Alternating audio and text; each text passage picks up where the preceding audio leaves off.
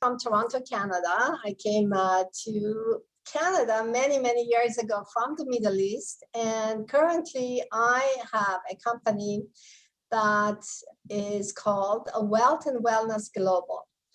It's a coaching company that encourages living abundantly. Abundance to me, it's living fully, full of experiences, be it with money, be it with emotional wealth and health, being with physical health and wealth, everything that you can combine. And my philosophy is based on the 4 cornerstone philosophy, which is based on physical, emotional, spiritual, and intellectual. And once we tap into every single part of this square, we can have a more fulfilling and enjoyable life. That's awesome. And I love the approach, because I too try to address things holistically as much as my credentials allow me to. What problems do you see with that area as far as misunderstandings that people have when they first enter your coaching programs or they first encounter you? Are they getting like the physical, are they getting like the mental, the emotional, and the spiritual kind of jumbled up? Or what do you see limiting people the most as far as separating those distinctions and working on each? It depends who I talk to, but I'm just going to go over every segment. Physical, for example, is money, wealth, physical well-being, shelter, it's intimacy, sexual relationships. This is all under physical because the body is needed. And to have money, like we have to physically work, basically. So even if we're using our mind, it's still a physical work. It's money, it's tangible. And emotional is emotional well-being, which is if you're happy, if you're fulfilled, if you feel driven, or if you are emotionally sad or upset or grieving. Then there is the mental intellectual, which is our mental capacity, the focus and creativity. For example, if we read a very interesting book, we are mentally enticed, let's call it. And then there is a spiritual, and everyone defines their spirituality differently. Most people feel they just focus on money because in the North American culture specifically, everything is based on how much money you have, which is okay. I like money. It's good to have money to do the things that we want to do. But then it becomes a matter of choice. Do you want to spend 20 hours a day chasing money or helping people make money or whatever it has to do with money? That's fine if that is your choice. If it's not your choice, and then you kind of take a step back and you say, you know what, emotionally, I am not feeling very excited. I am grieving, or I haven't forgiven this person who did this to me, or I'm frustrated. There's so many different aspects. And to me, emotional well-being is absolutely necessary. And so it depends who wants what. But when we have this holistic approach to life, then everything becomes a choice, and then everything becomes an intention. And once we put our intention, then we take the steps to go further. Interesting. That's great. With the emotional component, I'm curious, are you uncovering in your work, when you're working with people, are they having like emotional states that are holding them back that might not be connected to memories specifically? Like, do you think a lot of people's barriers might be coming before we have the ability to create the memories? And so, I mean, like, do we have to address the emotional and the mental at the same time, or is there a hierarchy to this approach? Well, I have different courses that the courses offer different solutions. I am positive psychology certified. I am not a psychologist, but I love human behavior and I've studied psychology. I don't go back to say, because this happened to us, or this happened to me, or happened to, that's why you're here. Basically, I start from here. Where are you? How do you feel? Why do you feel that way? And we keep digging and digging why. We're going to get to a solution and an answer. And sometimes, somebody could say, when I was 5, I just remembered this happened. And as a result, I took that as my truth. And so that is a mental image that we hold, and we say, that is my truth. So it's really uncovering the truth. And my philosophy really is based on know thyself. It's increased awareness, increased mind expansion specifically. And once we are more aware of our behaviors, our desires, our intentions, then life becomes a journey and becomes a curiosity point. And it's Awesome. easier to handle because then we're excited to handle it.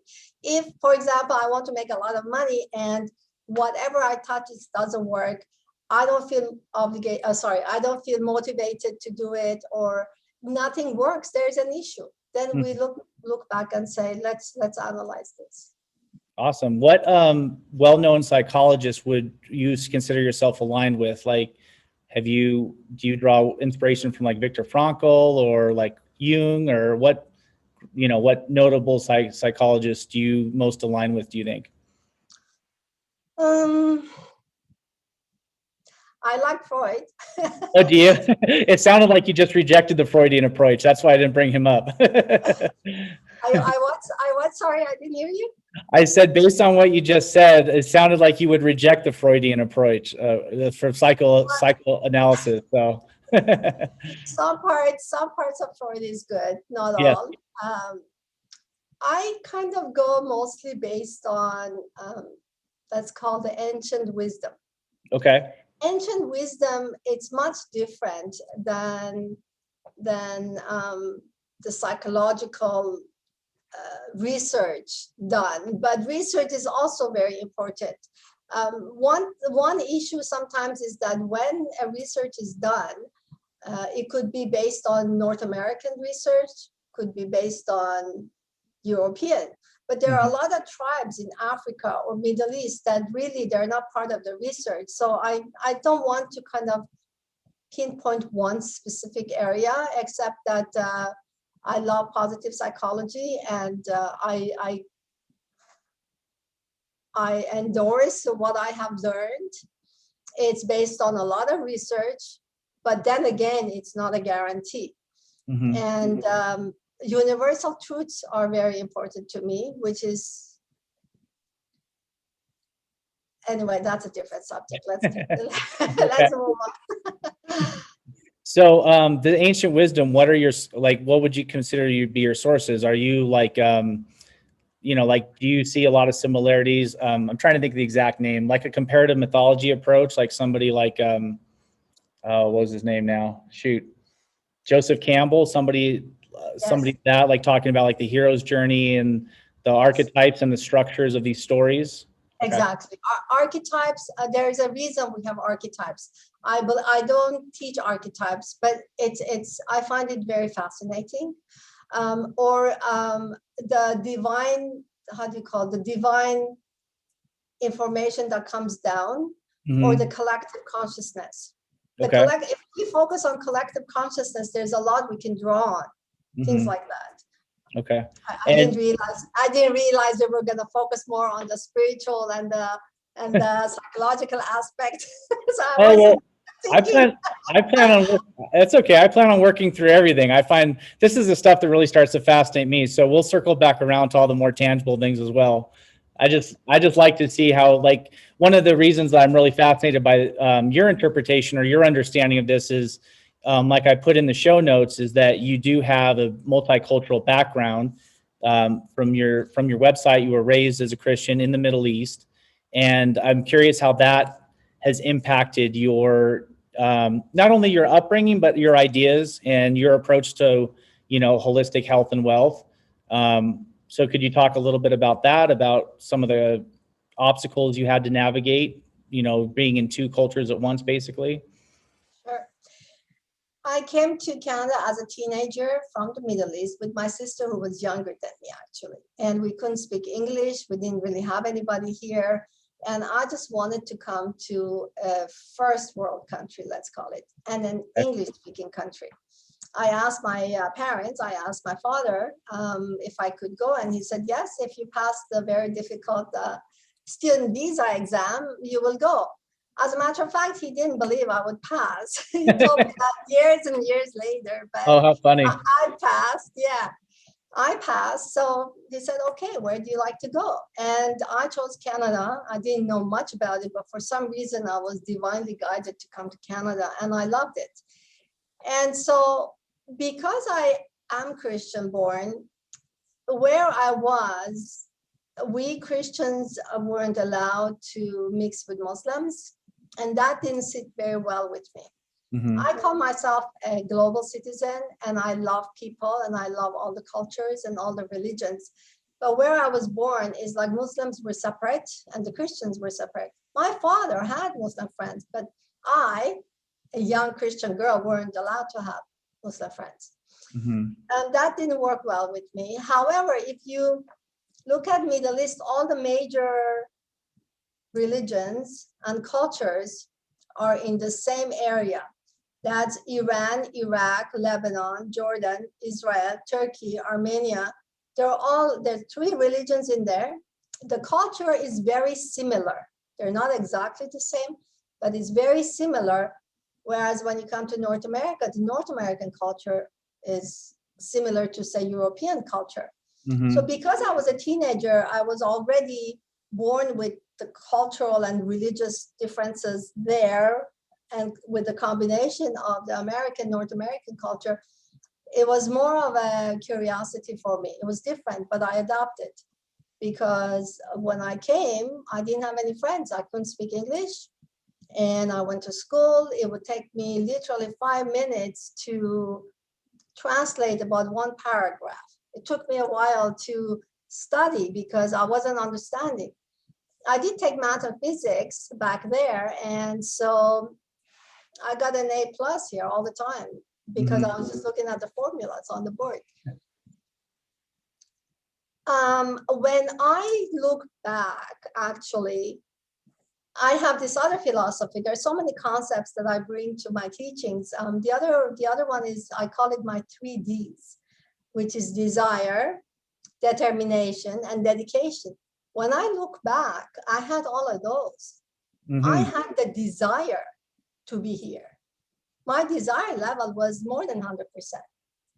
I had to come. I came. And when we came, the doors closed. A few days later, the doors closed. Nobody could get in or out of the country for years. Wow. Yeah. So my desire was so high on that level.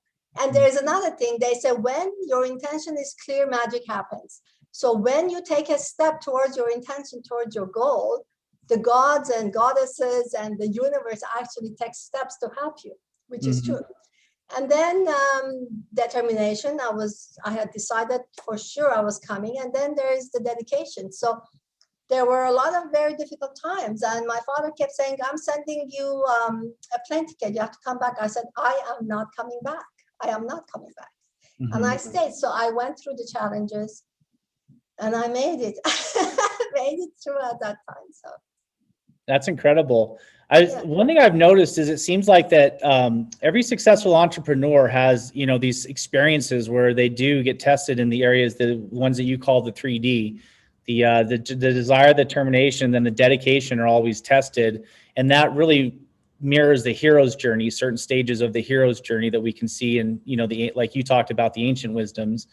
So since you had to overcome, those are huge challenges, having to learn a new language, having to assimilate into a new culture and schooling system. That's very difficult. Do you think that's directly responsible for your entrepreneurial success, having to go through that?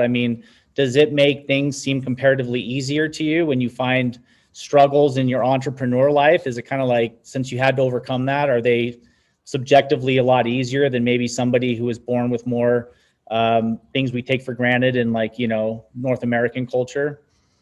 Well, what you just said, there's truth to that. So, but there are 2 different elements that is part of the equation. Number one, let me bring you this other concept, which I call the need, the want, and the desire.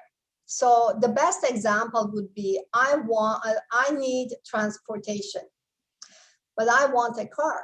Instead of taking the bus or walking, I want to drive.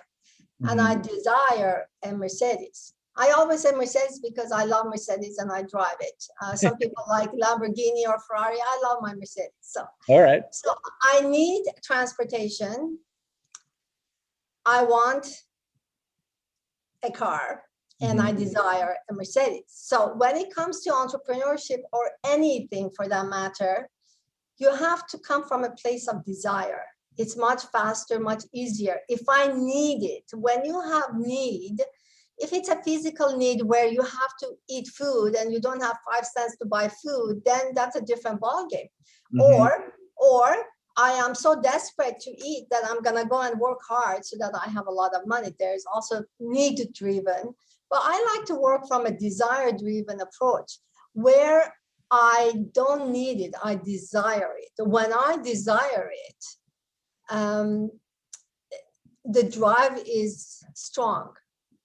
Well, you see, need and desire can be interchangeably, but I like to come from a place of desire. I know a lot of successful entrepreneurs who have come from a place of need and they have succeeded, and that's fantastic.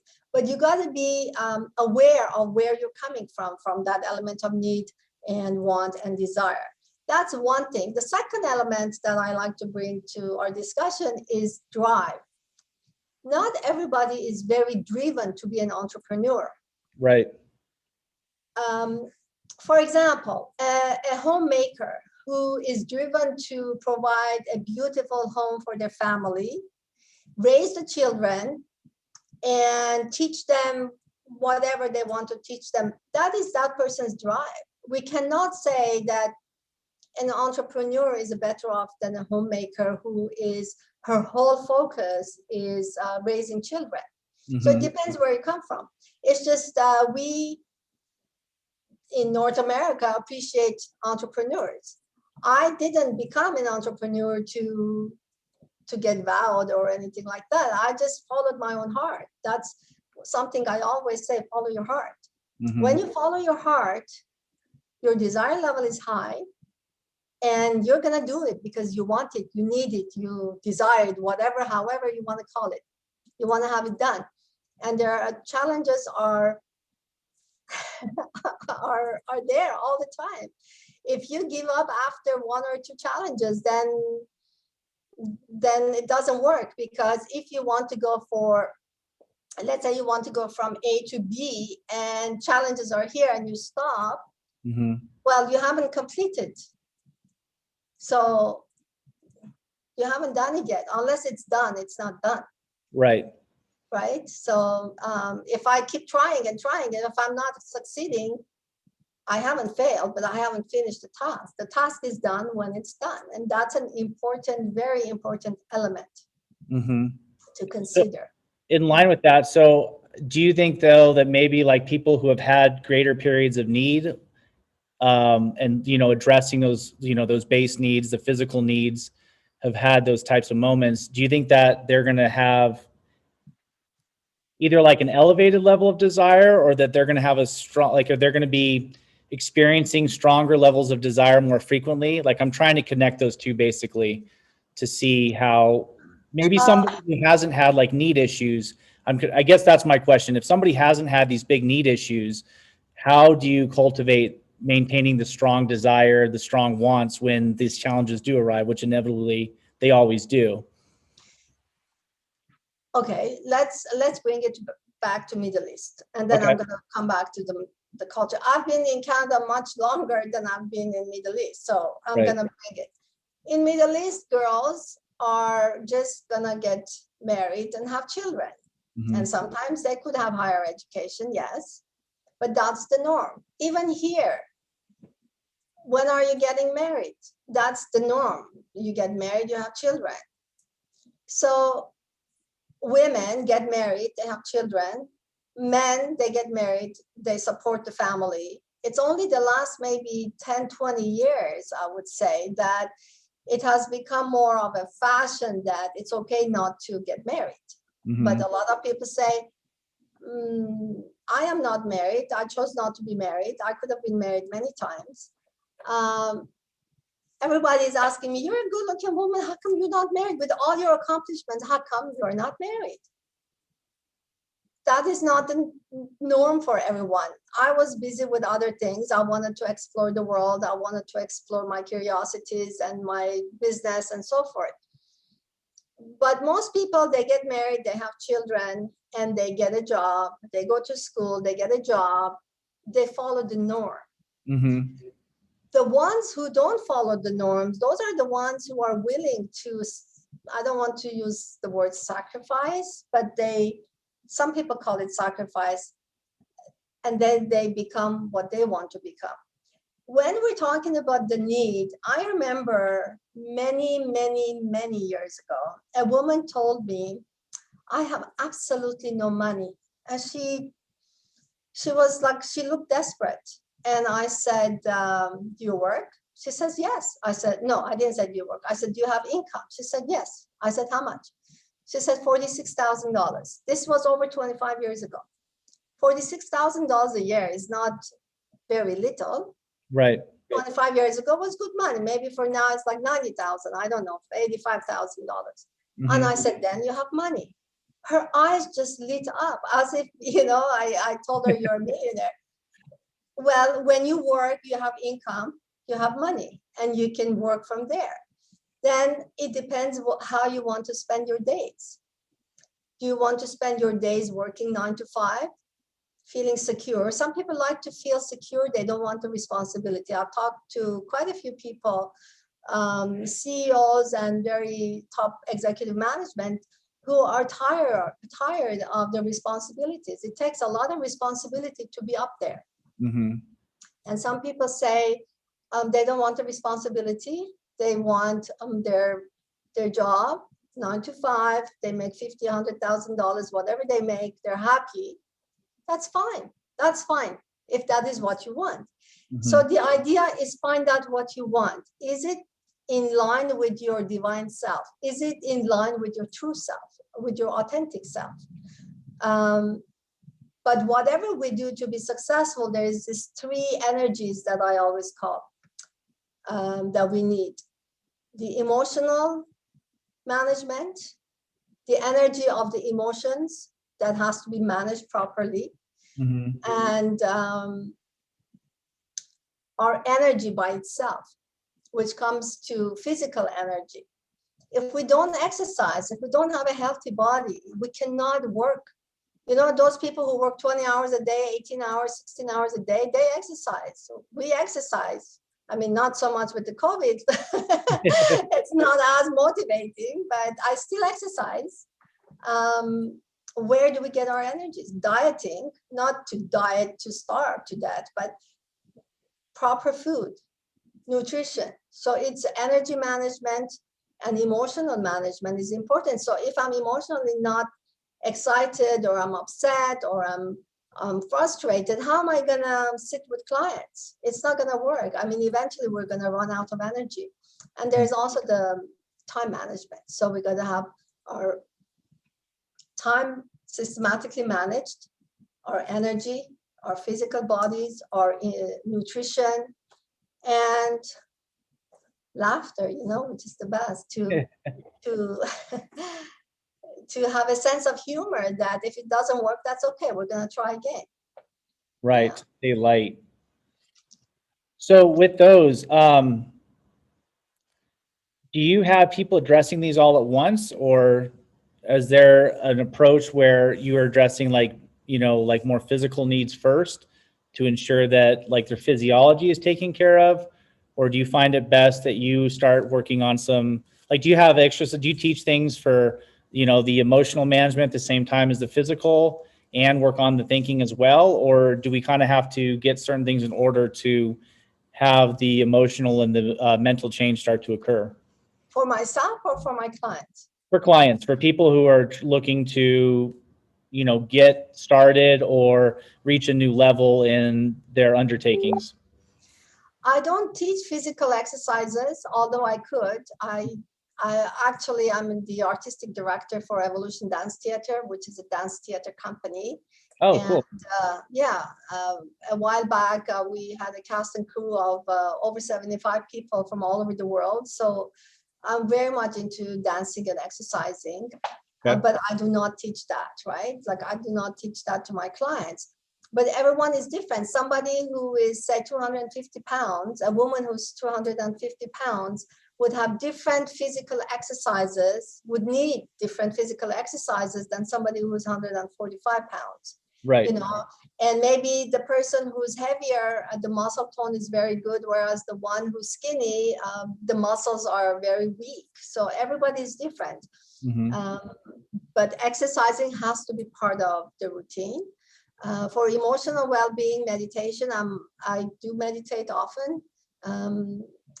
As I call it, I'm always open, which is like receiving divine messages. For my clients, the first time, right now we have a complimentary session for 1.5 hours. It's on April 13th, it's a Tuesday. I'm going to cover a few different areas, but the 4 main courses that I teach, there are 1 day or 2 days. The 2 days is much more intense and deeper. One is how to create and build wealth. I'm not going to talk about specifically what stocks to buy and stuff like that. No, I'm just going to talk about how wealth is created, different techniques, different methods, and what is your choice and how. And we're going to go through exercises. Number 2 is how to create your desired life. Somebody's desired life may be to, let's say, just have enough money to retire, but in the meantime to paint, for example, not to become a world-known painter, but just to paint and say one other thing. Sometimes it's the courage that people need to create their desired life. Sometimes it's awareness, they're not sure. Sometimes people say, well, I don't really know what I want. It's because they haven't thought about it. It's deep rooted in there, like they don't know. So we bring that out. I teach them how to create their desired life based on so many tools, and we do interactive, which is we have breakout rooms and people can say what they want to another and have another point of view, and then we discuss it. And people who don't want that's fine, could be private. Number 3 is how to be in alignment with your divine self and have more peace of mind. Again, there are a lot of exercises. And so I do teach meditation and exercises like that. Physical exercises, I can talk about it, but I don't take on clients to make them physically fit. And number 4 is how to create success habits, where you are a successful entrepreneur or whatever success means to you. If we have 25 people in the room, you will have 25 different answers for what is success. And those 4, we go into details, and I give very specific exercises and we do them. Because a lot of times, we've taken courses, we hear, but unless we actually do them and have the blueprint or have the exercises done, we're not going to do them. So here, everybody does them, the exercises, and my idea of success for the courses is that they're so inspired. My clients are so inspired and excited, and they have the tools so that they can go ahead and do what they want to do. Awesome. How does it work? So I'm really curious. So the success habits, one thing I've noticed, in trying to become a better entrepreneur myself and a good dad and, a good husband, trying to blend everything and do a good job with everything, is you talked in the beginning or a little bit ago about, sacrifices and like having like a normal type of lifestyle and how some people want that security. So how do you rectify that kind of conflict where if someone's striving to be more, they have to give up some of these, traditional norms, some of the safeties, maybe a lot of it's perceptual, obviously. How does that work as far as guiding somebody through that process so that they can accept that some of these success habits are going to be a lot different than the people around them in order to create a different type of, like you talked about, choosing your success and then creating it. So how does that work for somebody whose definition of success is going to be a lot different than maybe friends, family, and like what they've been used to most of their life? Right. So first we become aware of what is it that we want to do, right? What it is that we want to do. So let's say in your case, you said you want to be a good father and a good husband. That's personal. Right. And you want to be an entrepreneur. So that's a professional. Right. So now we're going to discuss and find out, what does a good dad do? Mm-hmm. What does a good husband do? What is your definition of those? Mm-hmm. And how does that work with your wife? Is your wife okay with that? You Mm-hmm. think being a good dad is ABCD, but your child says, no, you don't spend enough time. I want like Sunday nights and Saturday mornings and Friday afternoons and Monday, Tuesday, Wednesdays. And you say, wow, that's 6 days. I can give you 2 days. Right. Well, because I have been single, so I had my time, I did whatever I wanted. But in a case where someone is married, then becomes a family thing together. You sit down with your children, if they're older, or even 5-year-old would be able to discuss your wife and say, Daddy wants to do this. Daddy wants to create, a business where I can do ABCD. Is that okay if we spend, let's say, only Sunday nights and Wednesday nights and Monday nights, for example, and the other nights I do this? So you come to a negotiation where everybody's happy. And once you have a happy family home, then your wife will actually help you instead of complaining that, you know what, I married you because I love you and I want to be with you, but you're not ever spending time with me. So when we talked about time management, then you manage your time that way. And I believe because it's a family effort, then you would be more excited to do your work so you don't feel distracted. I have seen people, I have had clients where they run huge corporations, 9-figure corporations, and their children are not well. They either have an illness, or there was one case where the child was selling drugs on the streets, or they're actually addicted to drugs or alcohol. Times like that, I mean, more effort should be done. I am not, I don't coach drug abuse or alcohol abuse addictions. They have to seek help, outside. They have to seek help. And as someone, for example, a parent who is trying to build an empire, whereas the children are suffering for different reasons, it's not going to be easy. Something has to give, at least for a while, right? At least for a while. If you're there for your child for the whole year and your business has to kind of be put on hold, or the money you want to make $5 million and you only make 50,000, well, so be it. What is important to your child or the 5 million? Right. That's when you become aware that, this is my choice. My family is more important than money to me, obviously. So I'm not going to do that. Then you do all of this with intention and with choice. When you come from a place of choice and intention, it's a different ballgame. You say, of course, I could make $5 million if I want, but right now that's not my priority. So you have to set your priorities straight. That makes sense. And also, it's good to have a accountability partner. So if you get along really well, for example, with your wife in these regards, you can have her to be accountable. Or if you say, you know what, I'm going to run my business differently. When I'm there with my family, I just want to spend time and be the father and the husband. Then you choose someone else who thinks more or less like you, and then you keep each other accountable. If you were going to do task A, B, C, D, E, F, G for that week, you have to give accounts. Have you done it? No, why not? What did you do instead? Oh, I slept extra 6 hours every day. Well, are you sure you want to continue? So, Right. And sometimes we do, we can't. Like sometimes we need a day off. We need to just do nothing. It's frustrating. It's tiring. Yes. So then you rest. Self-care, right? You rest, take a bubble bath. I don't know, go for a walk, just watch a movie and laugh for 3 hours, or talk to your friends and say, hi, I'm not feeling, that great today. I just need some company. Talk to me today, And so we are human. We're not robots. Although a lot of people think, oh, all these people keep going. Yes, we have to rest. Otherwise we burn out. Right. Yeah, that's definitely something that's glamorized. And at least in North American culture, we definitely glamorize the nonstop, no excuses, win at all costs type mentality.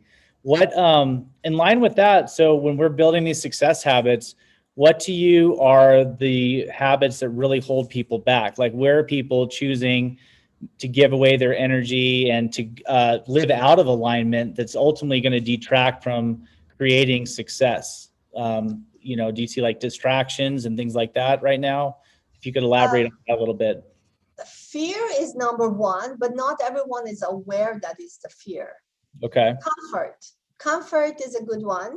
Mm-hmm. If someone, I'm just going to bring numbers only because becomes more tangible. Let's say you make $200,000 a year and it's 2 or 3 of you living together. Let's say there's 200,000, it's 2 of you living together.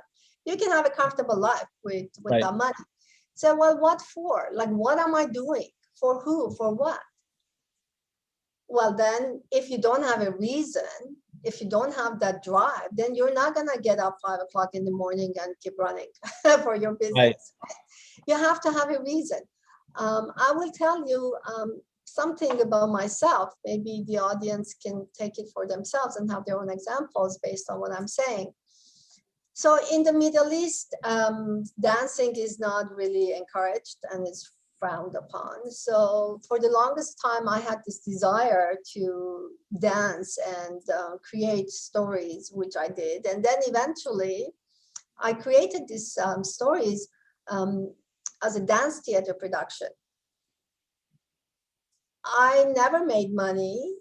And I kept spending, and I had no idea why I was doing, but I had this drive, unstoppable, unquenchable drive, that thirst, this unquenchable hunger that I couldn't stop. Mm-hmm. I did wealth management and I did productions. I found the time, I had time, I was full of energy. I mean, I call them kids. The kids, 20, 25-year-old kids were saying, how do you get all this energy? Like, it's your passion, it's your spirit, get in touch with your spirit. Your spirit wants to create. Mm-hmm. And I did create all this. And we were fortunate, the Prime Minister of Canada sent us a letter of congratulations on the last show that we did, what was called Follow Your Heart. And we had the chance to go to Vegas, but now everything got kind of on hold. Yeah. But I didn't have a reason per se, but I couldn't stop myself putting all these productions together. It was huge. It was a Broadway style Middle Eastern show. Oh wow! So if you get a chance, check it out. It's called Follow Your Heart Evolution Dance Theater. So you got to find what gets you excited, what gets you passionate about that. If, for example, somebody just wants to make money so that they make money, okay, so you have more money, then what? What? If you make up to $75,000 in Canada, that's the number. If you make about $75,000, $78,000, that's the survival, up to 75, 78. Above that, you have to have other reasons. And what are your reasons? So you got to question, what are your reasons? So what happens in our seminars and webinars, I don't just give lectures. I don't like that. I keep talking. Okay, I talk and I teach, but then I like the participants to tell me what they want, what's holding them back. But number one is fear. Number two is comfort. You're comfortable where you are. You have no reason to get up and do what you need to do. So those are the two that I can think of right away. Right away. With those unless you want to bring an example, I can talk about that. Oh, yeah. Well, I was going to just ask a follow-up question on those. I was just curious how much of that is often tied to, maybe some problems in the emotional and the mental realm, like false paradigms or not thinking very highly about oneself, things like that. I mean, do you think a lot of people are coming in and kind of that fear is being generated by their fear of failure, their fear that they're not good enough, and then they're kind of settling for comfort? Or how do those two kind of interact with each other? They don't believe they can do it. Mm-hmm. The deeper element is deep down, they don't believe they can do it. They fear, yes, the fear is fear, but every successful person that I've talked to, and believe me, I've talked to multimillionaires and billionaires, they never thought that they cannot do it. A rich person never thought that they would not be rich. Actually, Warren Buffett was on Instagram, and I just saw that quote as well. He said, I always knew I would be rich. And that's Warren Buffett. So when I did wealth management, I always ask people two questions. Number one is how long do you think you will live? A lot of times, what? I don't know. Right. I talk about anything and everything. And most people have a number in their mind. And number two was, how do you see your future? Well, that was relevant because of wealth, right? Like how much money you're going to need for your retirement, for your future. And some people would say, you know, they want a cottage, they want a yacht, they want this, they want that. And some people would, you know, would just not think big, let's call it, because that's not what they wanted, or that's not what they thought they could have. And then if I probed more, that was some of the younger people in my earlier days. And I would say, well, if you could have it, would you want it? Mm-hmm. If somebody says, well, I don't know, maybe. If I say, look, do you want $2 million? Go, well, yeah, it's nice to have it. Well, you don't have a desire level over 100%. Otherwise, you say, yes, how do I do it? When? How? You know, you start speaking faster, actually, because you're excited. You can see them get excited. Yeah, some people are not interested in that wealth, and they cannot actually imagine.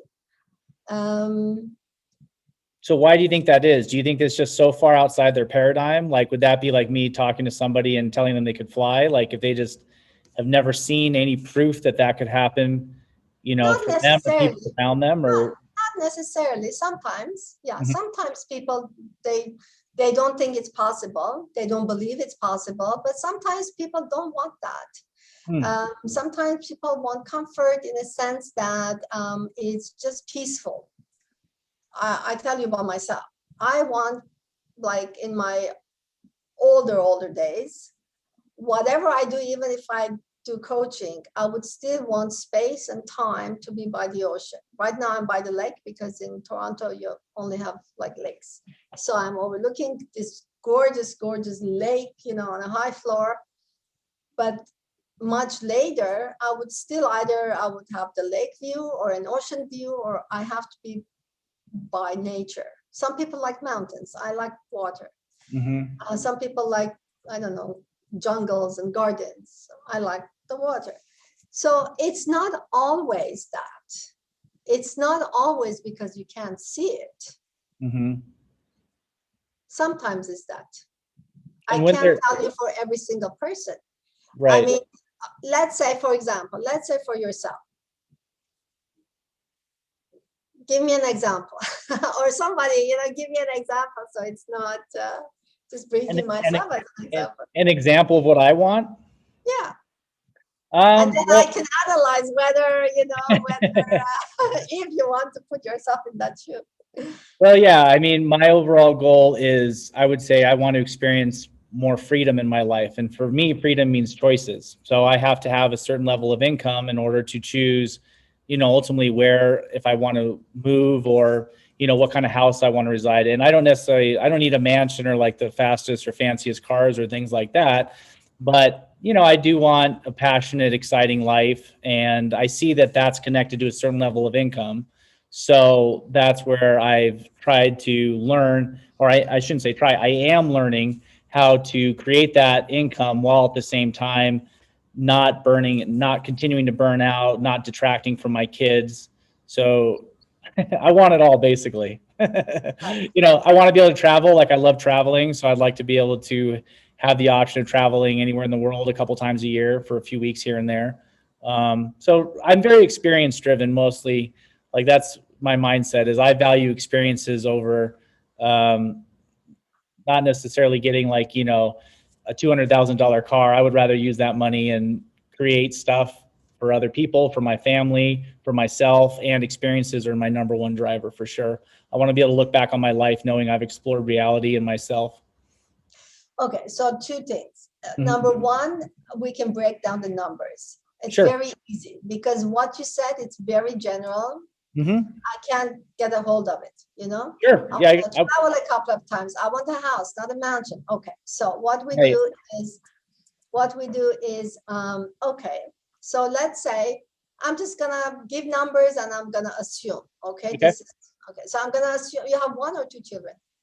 2, 4, Sorry, and 6, 2. almost 5 and 7.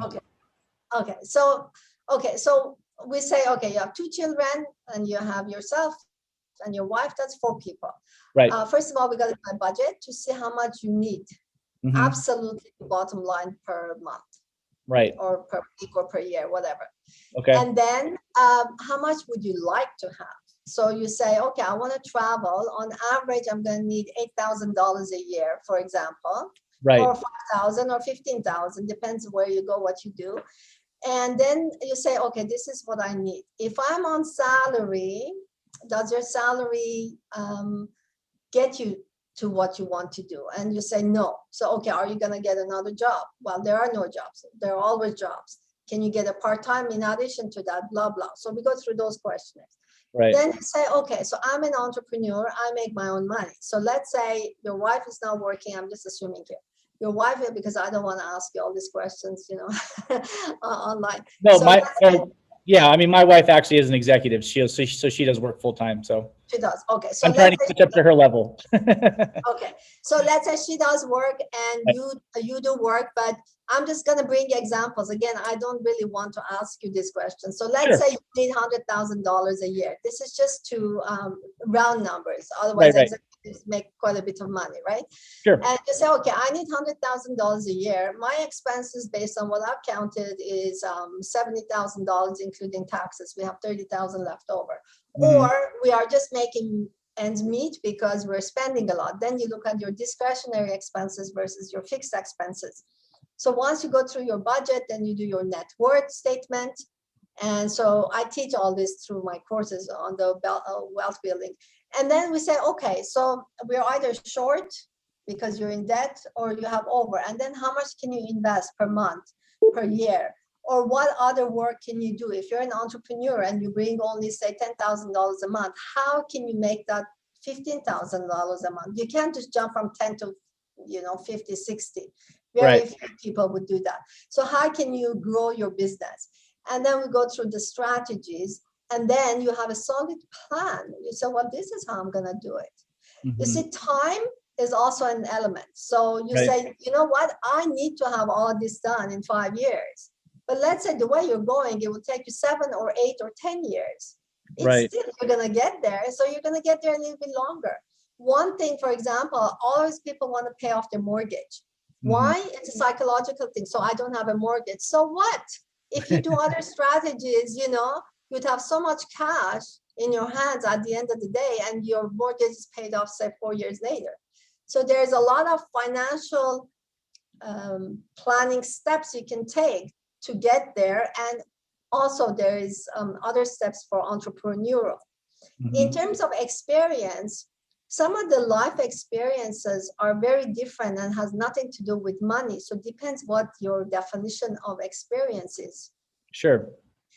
I can give you one other example, again, bringing myself. Mm-hmm. When I was in my 20s, early 20s, I believe, my father came to visit. And we were talking one day, and I said, I would love to have a dance theater where, we have the shows and people are eating and drinking.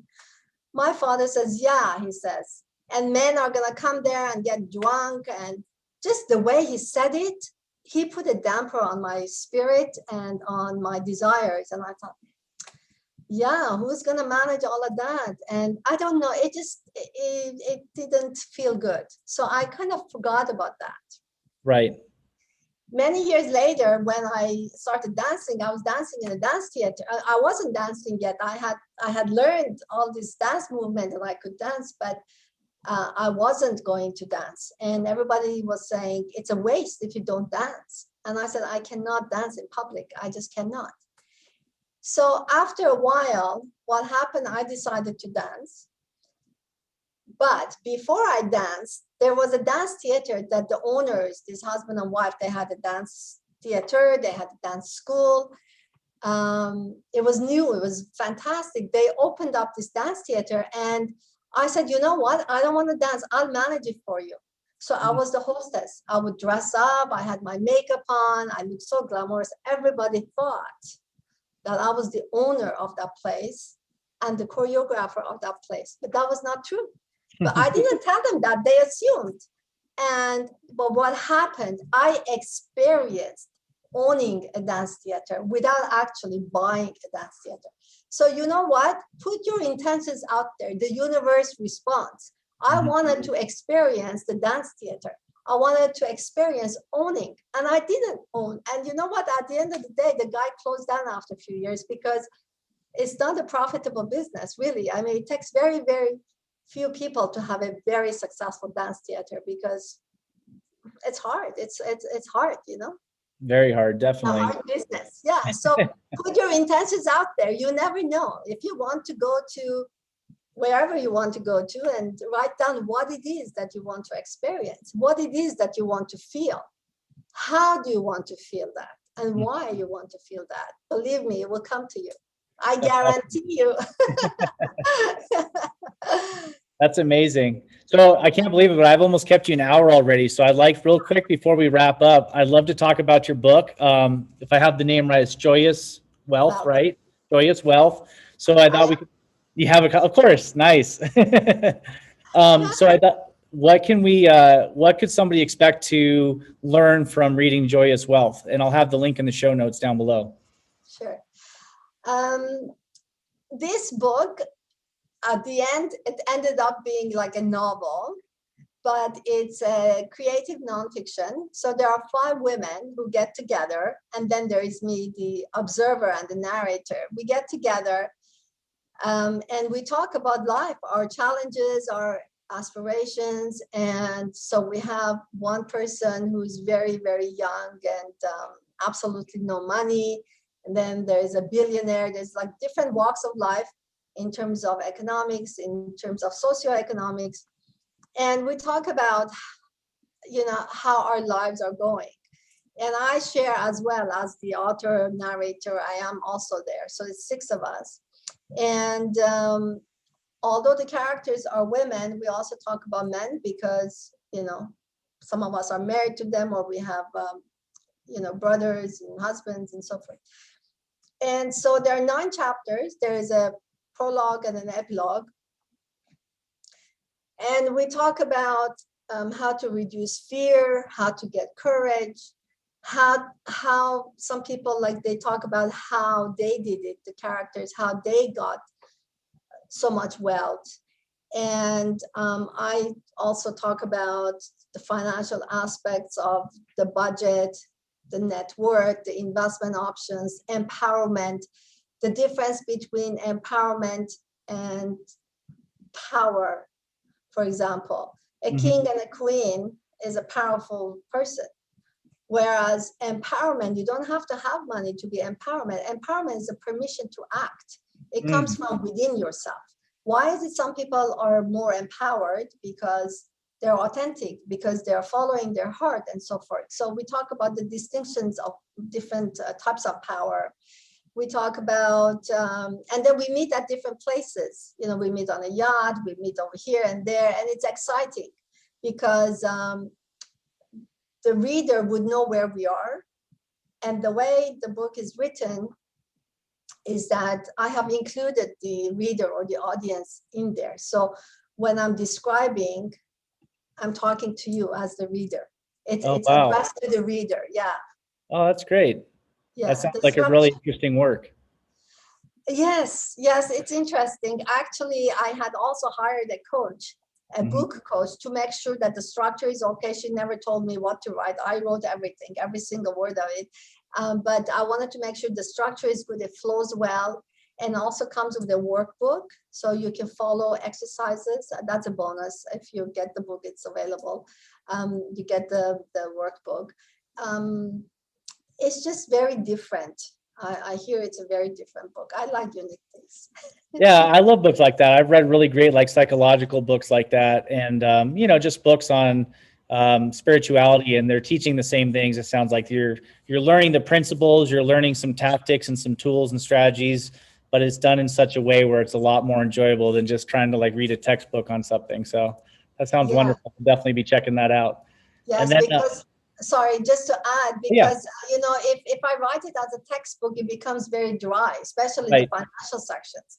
The yeah, finance, because it goes from one ear to the other. Whereas here, when somebody's telling them, like the reader or the everybody in the room, how they did it, so what, how, this, and then we talk about the marriages, we talk about the kids. mhm. It's full. It's really full. Talk about mindset. Absolutely, we have to talk about mindset. It's buy it, get it. It's I am. nice. Yeah, we're going to order right now. And then lastly, so talk about this. You wanted to support, you realize that with the pandemic and all the changes that are going on and how crazy this last year has been, you were announcing that you're doing this free webinar, and it's 90 minutes. It's going to be 8 days from now, next Tuesday, not this Tuesday, but Tuesday the 13th. Can you just give us a quick run through of what we can learn if we attend that webinar? And I'll put the link down below so people can register right away. Sure. So everything that we talked about, more or less, I cover in a little bit more depth.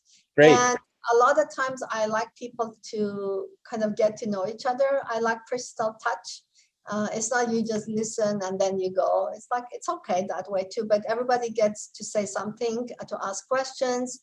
And then after that, it's free for 1.5 hours. I give you all the basics, and then I offer those 4 courses that I mentioned for the day. Great. And so then you have the option to take the course or not. You can just take what I share. That's fantastic. It's pretty good. It's live. It's not one of those webinars you listen, I'll sign up here. It's not like that. Oh, So, awesome. Yeah, I was assuming it was live based on your personal touch with everything. So that's great. Thank you. yeah, sure. Did you have anything else that we needed to chat about that we didn't get a chance to cover? You've touched on so many different things. So it's you're definitely providing some amazing insights and wisdom, and really grateful that you took the opportunity to chat today. I just wanted to thank you for inviting me. I really appreciate that. And I'd like to thank the audience who was here. And I also want to mention that you're doing a great job helping everyone to get into their physical fitness, which is absolutely important, because without our health, really none of this would matter, Definitely. we have to have good health, good energy, so that we can do the things that we want. So yeah, I couldn't agree more. Well, thank you. Yeah. All right. I'm going to shut down our live stream. I'll chat for you for one more minute before I let you go. Thank you, everybody, for attending. And look at the links down below, and you can catch up with Armineh in one of her events. And we'll definitely be reading this book, and I'll be sharing some passages from that book on my Facebook feed. Thanks. Thank you. Bye. Awesome.